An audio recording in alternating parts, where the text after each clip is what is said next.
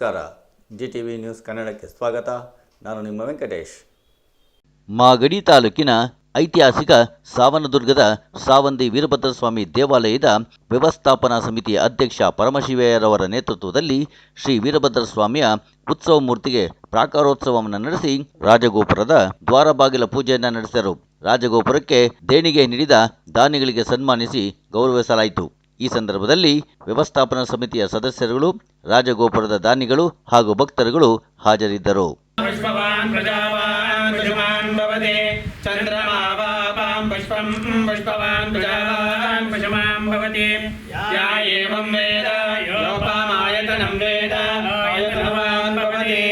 ಗುರುದೇವೋ ಮಹಾದೇವೋ ಗುರುದೇವ ಸದಾಶಿವ ಸಾಕ್ಷಾತ್ ಪರಬ್ರಹ್ಮ ತಸ್ಮೈ ಶ್ರೀ ಗುರವೇ ನಮಃ. ನಮಃ ಪಾರ್ವತೀಪತೆ ಮಹಾದೇವ ನಮಃ ಪಾರ್ವತೀಪತೆ ಮಹಾದೇವ ಶಿವ ನಮಃ ಪಾರ್ವತೀಪತೆ ಮಹಾದೇವ. ಭದ್ರಕಾಳಿ ಸಮೇತ ಸಾವಂತಿ ವೀರಭದ್ರೇಶ್ವರ ಮಹಾರಾಜ ಕಿ ಜೈ. ಶ್ರೀ ಗುರು ಸಾವಂತಿ ವೀರಭದ್ರೇಶ್ವರ ಮಹಾರಾಜ ಕಿ ಜೈ. ಶ್ರೀಮನ್ ಮಹಾಗಣಪತಿ ಮಹಾರಾಜ ಕಿ ಜೈ.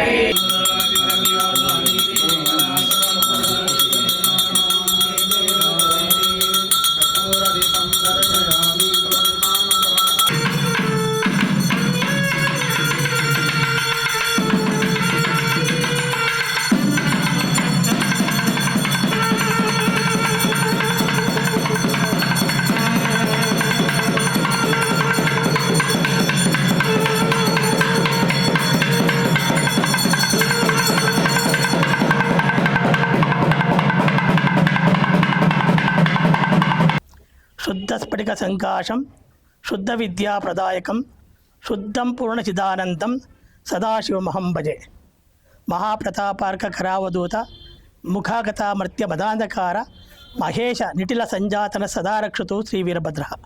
ಕ್ಷೇತ್ರನಾಥನಾದಂತಹ ಭದ್ರಕಾಳಿ ಸಹಿತ ಗುರು ಸಾವಂತಿ ವೀರಭದ್ರೇಶ್ವರ ನಮಸ್ಕರಿಸುತ್ತಾ, ಹಾಗೆಯೇ ಈ ಕ್ಷೇತ್ರದಲ್ಲಿರ್ತಕ್ಕಂಥ ಎಲ್ಲ ದೇವತೆಗಳನ್ನು ಸ್ಮರಿಸುತ್ತಾ, ಈ ಒಂದು ಪುಣ್ಯಕ್ಷೇತ್ರದಲ್ಲಿ ನಾವೆಲ್ಲ ಪುಣ್ಯ ಕಾರ್ಯಕ್ರಮದಲ್ಲಿ ನಾವೆಲ್ಲರೂ ಇವತ್ತು ಭಾಗವಹಿಸಿದ್ದೀವಿ. ನಾವು ಇದು ರಾಜಗೋಪುರ ಮಾಡಬೇಕು ಅಂತೇಳಿ ಸುಮಾರು ವರ್ಷಗಳ ಒಂದು ಸಂಕಲ್ಪ ನಮ್ಮದು. ಆ ಸಂಕಲ್ಪವನ್ನು ಈಗ ವೀರಭದ್ರ ಸ್ವಾಮಿಯವರು ನಮಗೆಲ್ಲ ನೆರವೇರಿಸೋಕ್ಕೆ ಬಹಳ ಆಶೀರ್ವಾದನ ಮಾಡ್ತಾಯಿದ್ದಾರೆ. ನಾವು ಇದೇ ವರ್ಷ ಆದರೆ 26ನೇ ಜನವರಿ 21ನೇ ತಾರೀಕು ಬುಧವಾರ ಇದನ್ನು ಪ್ರಾರಂಭ ಮಾಡಿದ್ವಿ. ಆ ಪ್ರಾರಂಭ ಮಾಡಿದ ಅಮೃತ ಗಳಿಗೆಯಿಂದಲೂ ಸಹ ಈ ರಾಜಗೋಪುರದ ಕೆಲಸ ಬಹಳ ಸರಳವಾಗಿ ಸುಲಲಿತವಾಗಿ ನಡ್ಕೊಂಬರ್ತಾ ಇದೆ. ಇದು ತುಂಬ ಇತಿಹಾಸವುಳ್ಳಂಥ ಕ್ಷೇತ್ರ. ಇದು ಸಾವನದುರ್ಗ ಅಂದರೆ ದುರ್ಗಮಯ ಅಂತ. ಇಲ್ಲಿ 7 ಬೆಟ್ಟ ಇದ್ದಾವೆ. 7 ಬೆಟ್ಟ ಅಂದರೆ ಸಾವನದುರ್ಗದಲ್ಲೇ 2 ಬೆಟ್ಟ ಇದೆ. ಕರಿ ಸಾವನದುರ್ಗ, ಬಿಳಿ ಸಾವನದುರ್ಗ ಅಂತ.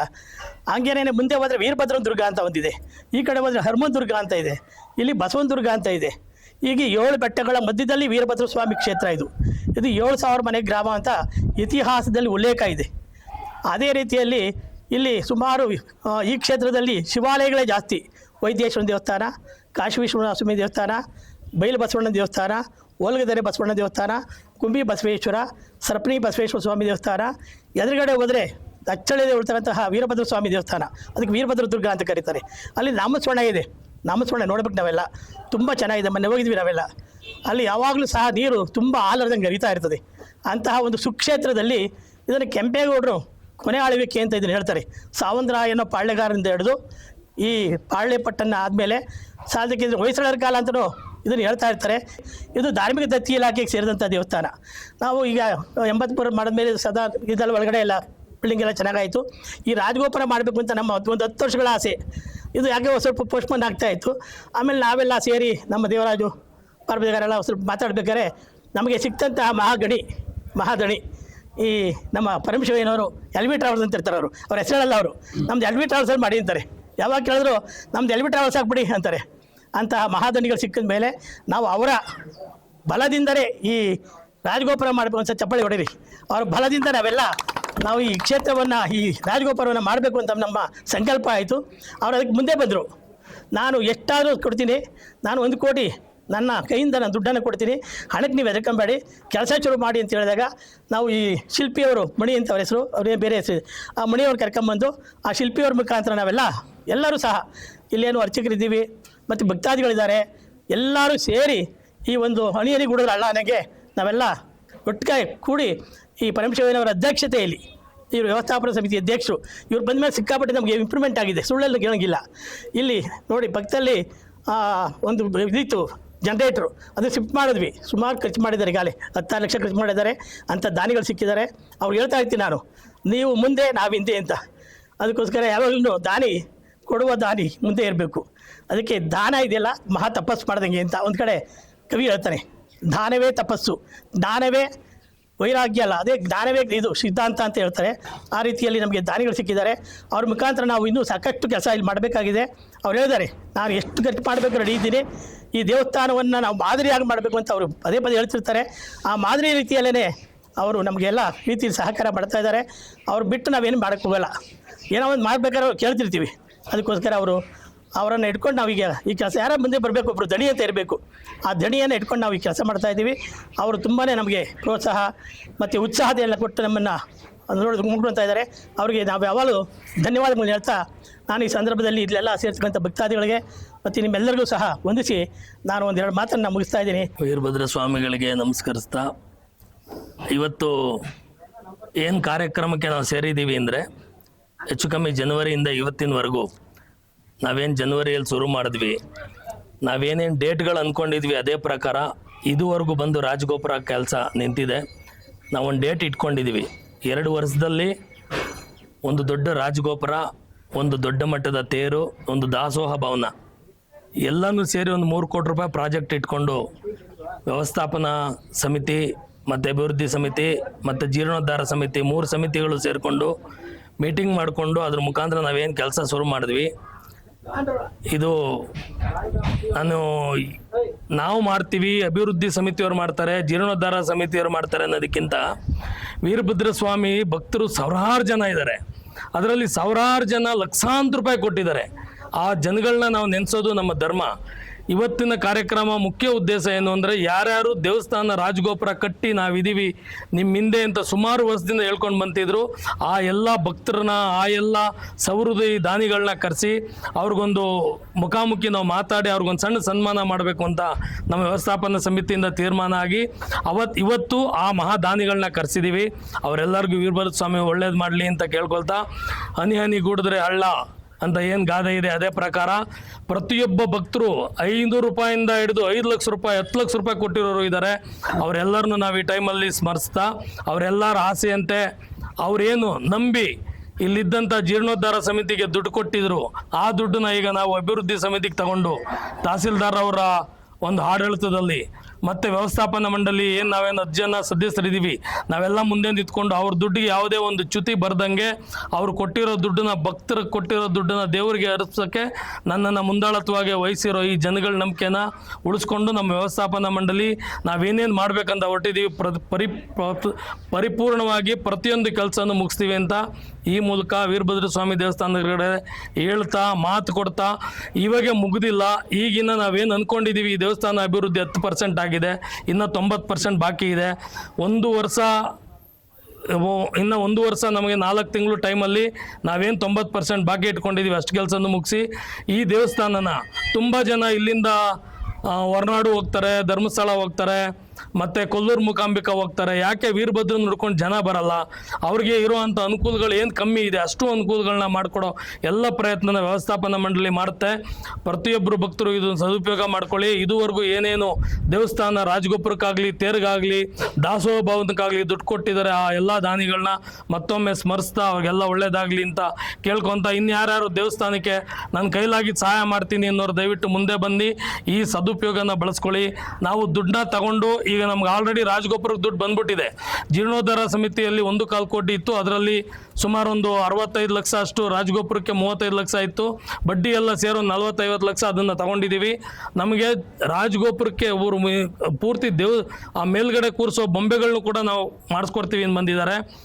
ದುಡ್ಡು ಒಂದೇ ಇಲ್ಲಿ ಮುಖ್ಯ ಆಗೋದಿಲ್ಲ, ಯಾಕಂದರೆ ದೊಡ್ಡ ಭಕ್ತ ಸಮೂಹ ಇದೆ. ದುಡ್ಡು ನಾನು ಕೊಡ್ತೀನಿ, ನಾವು ಕೊಡ್ತೀನಿ ಅಂತ ಬರೋರು ತುಂಬ ಜನ ಇದ್ದಾರೆ. ಯಾರು ಬೇಗ ಬಂದು ತಾವುಗಳು ಈ ಒಂದು ಅವಕಾಶನ ಬಳಸ್ಕೊಂಡು ನಿಮ್ಮ ಸೇವೆ ಸಲ್ಲಿಸ್ತೀರ, ಅದು ನಿಮಗೆ ತಲುಪುತ್ತೆ. ನಾವು ದುಡ್ಡನ್ನ ಜಾಸ್ತಿ ಕಲೆಕ್ಟ್ ಮಾಡೋದಿಲ್ಲ. ಮುಂದಕ್ಕೆ ಈಗ ಬರೋ ವಾರದಿಂದ ಮತ್ತೆ ನಮ್ಮದು ತೇರು ಕೆಲಸ ಶುರು ಆಗ್ತಾ ಇದೆ. ಈಗ ಆಲ್ರೆಡಿ ಅದಕ್ಕೆ ಬೇಕಾದಂಥ ಮರನೆಲ್ಲ ಪರ್ಚೇಸ್ ಮಾಡಿ ಇಟ್ಟಿದ್ದೀವಿ. ಹಿಂದೆ ಈಗ ನಮ್ಗೆ ನಿನ್ನೆ ಹೋದ ವಾರದಲ್ಲಿ ನಮಗೆ ಇದು ಅಳತೆ ಆಗಿದೆ, ನಮಗೀಗ ಅಳತೆ ಸಿಕ್ಕಿದೆ.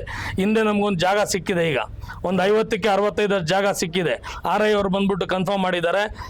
ದೊಡ್ಡ ಮಟ್ಟಕ್ಕೆ ನಾವೇನು ಧರ್ಮಸ್ಥಳದಲ್ಲಿ ಹೋಗಿ ಊಟ ಮಾಡ್ತೀವಿ, ಏನು ಊಟದ ಹಾಲು ಇಷ್ಟು ಚೆನ್ನಾಗಿದೆ, ಕೊಲ್ಲೂರು ಮುಖಾಂಬಿಕಲ್ಲಿ ಊಟ ಮಾಡ್ತೀವಿ, ಅದೇ ಥರ ಒಂದು ದೊಡ್ಡ ದಾಸೋಹ ಭವನ ಕಟ್ಟಬೇಕು. 10 ಜನ ಬಂದರೆ ದಿನಗಟ್ಟಲೆ ಟೈಮ್ ಸ್ಪೆಂಡ್ ಮಾಡಬೇಕು, ಒಂದು ಒಳ್ಳೆ ಪಾರ್ಕ್ ಮಾಡಬೇಕು. ಇದೆಲ್ಲ ಏನು ಆಸೆ ಇದೆ ನಮ್ಮ ವ್ಯವಸ್ಥಾಪನಾ ಮಂಡಳಿ, ಜೀರ್ಣೋದ್ಧಾರ ಸಮಿತಿ ಮಂಡಳಿ ಮತ್ತು ಅಭಿವೃದ್ಧಿ ಸಮಿತಿ ಮಂಡಳಿ ಎಲ್ಲರೂ ಸೇರ್ಕೊಂಡು ನಾವೇನು ಮಾಡಕ್ಕೆ ಹೊಟ್ಟಿದ್ದೀವಿ ಖಂಡಿತ ಪರಿಪೂರ್ಣ ಮಾಡ್ತೀರಿ. ಪ್ರತಿಯೊಬ್ಬರು ಭಕ್ತರುಗಳು ಬಂದು ಹನಿಗೂಡಿಸಿ ಈ ಕಾರ್ಯನ ಯಶಸ್ವಿ ಮಾಡಬೇಕಂತ ಕೇಳ್ಕೊತೀನಿ. Thank you.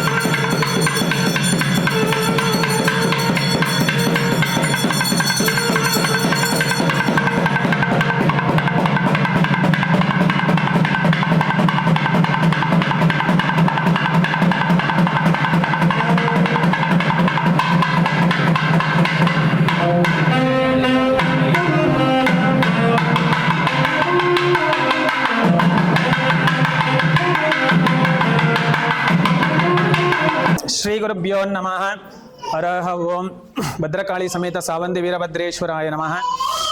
ಮಹಾಪ್ರತಾಪಕರಾವಧೂತ ಮುಖಾಗತಮರ್ಥಮದಂಧಕಾರ ಮಹೇಶಪಾಲ ನಿಟಿಲಲೋಚನ ಸಂಜಾತ ಸದಾ ರಕ್ಷತೋ ಶ್ರೀ ವೀರಭದ್ರ.